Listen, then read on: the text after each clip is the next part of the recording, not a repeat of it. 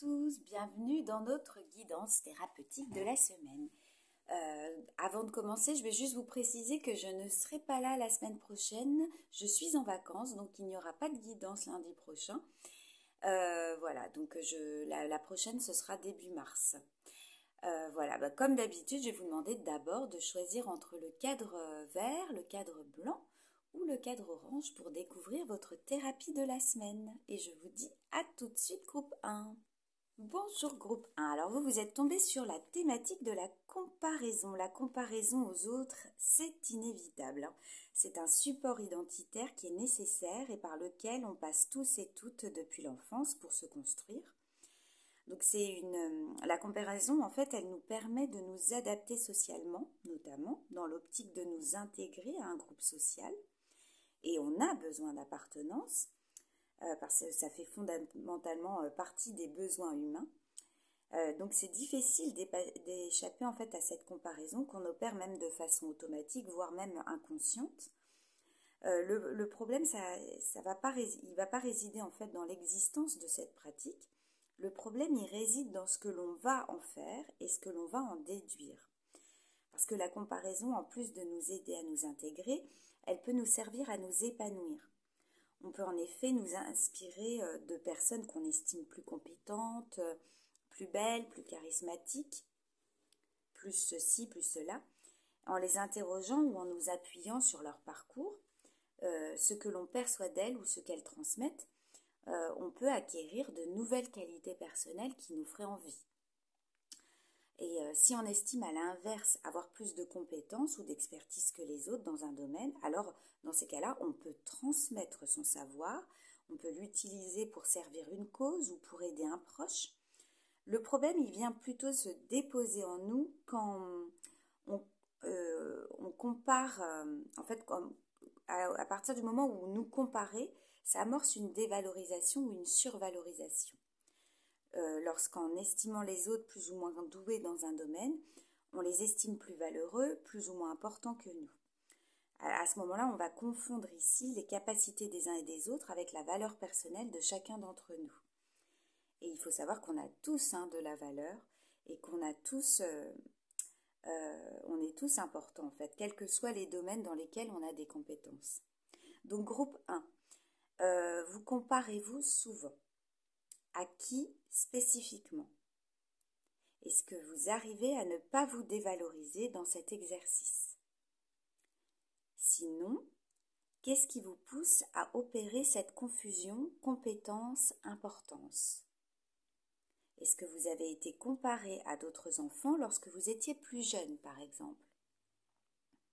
Si c'est le cas, que disait-on de vous et de l'autre? Se comparer, c'est aussi porter un jugement en fait sur ce qu'est l'autre, en plus ou moins de nous. Et vous, comment vous évaluez celles et ceux avec qui vous comparez lorsque vous le faites? Désolée, la phrase n'était pas facile à dire. Et lorsque vous vous comparez aux autres, est-ce que vous tombez souvent sur les mêmes conclusions? Voilà groupe 1. Écoutez, je vous souhaite une belle semaine et je vous dis à début mars. Au revoir. Bonjour groupe 2. Alors vous êtes tombé sur la thématique de la solitude. La solitude, cette sensation de ne plus être en lien avec les autres.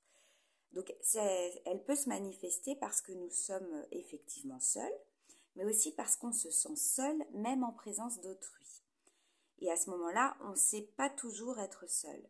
Et pour cause, la solitude, elle peut nous mettre dans un état de confusion, d'angoisse ou même de tristesse. Et en fait, sans l'autre pour occuper notre espace, s'activer autour de nous, nous parler ou même nous faciliter la vie, on a parfois des difficultés à se sentir bien. Et il se peut qu'être seul soit inconfortable et déclenche des frénésies de pensée ou de l'agitation en nous. Et c'est à ce moment-là parfois le symptôme d'une dépendance en fait affective. Donc à l'inverse, il y a certains qui ressentent le besoin fréquent de se retrouver avec eux ou elles-mêmes, pour faire le point, pour se protéger, pour se ressourcer. Et selon nos modes de fonctionnement, la solitude, elle va pas résonner en fait de la même façon en nous.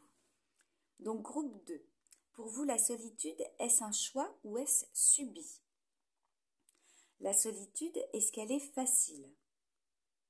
Difficile? agréable ou désagréable?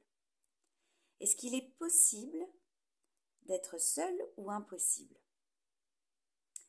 Quelles sont vos émotions, vos pensées et vos sensations corporelles lorsque vous êtes seul? Cet état est-il nouveau pour vous ou bien la solitude vous a-t-elle toujours fait le même effet? Voilà groupe 2. Écoutez, je vous souhaite une excellente semaine, une très belle thérapie et à très bientôt. Au revoir. Bonjour groupe 3. Alors vous êtes tombé sur la thématique de la sublimation. La sublimation qu'on rencontre sans cesse, on rencontre sans cesse des problèmes, des grands, des petits, des gros, des insolubles, des faciles à résoudre. Dans ce cas-là, il n'y a rien d'anormal, c'est juste la vie qui suit son cours. Mais en fait, toutes ces situations, elles nous font vivre des émotions. Et ces émotions, elles sont plus ou moins intenses, plus ou moins supportables. Et parfois, on ne sait pas trop quoi faire. Donc, elles sont enfermées en nous, ces émotions, et elles se transforment souvent en sensations corporelles. Et si on n'en fait rien, elles peuvent s'inviter durablement à l'intérieur de nous. Donc, peut-être qu'on peut utiliser ces émotions et ces sensations pour faire de grandes choses. Il faut simplement trouver lesquelles. Donc en psychanalyse, ça s'appelle la sublimation. C'est un mécanisme qui est vraiment extraordinaire, qui consiste à transformer des éléments inacceptables en éléments acceptables et même socialement valorisés. Donc en gros, c'est en fait un recyclage optimal. C'est un mécanisme de défense-protection qui permet à l'esprit de composer autrement avec l'énergie qui l'agite et qui parfois le malmène. Et en physique, la sublimation, c'est le fait de passer d'un état solide à un état liquide. Donc c'est une transformation de l'état de la matière. Donc groupe 3, très belle thématique. Y a-t-il des choses que vous trouvez inacceptables en vous et que vous aimeriez transformer? Si oui, de quelle manière? Est-ce que ce serait avec de l'art, par exemple? Écrire, dessiner, danser, chanter, composer, créer? Est-ce que c'est avec du sport? Une méditation? Une transmission de connaissances, par exemple? La sublimation, en fait, elle peut vous mettre dans un état qu'on appelle parfois le flow. Le flow, c'est un état mental dans lequel on est totalement imprégné par ce que l'on fait et qui nous transporte. Est-ce que vous avez déjà vécu ça, groupe 3? Voilà. Je vous souhaite une très belle thématique, une belle thérapie surtout.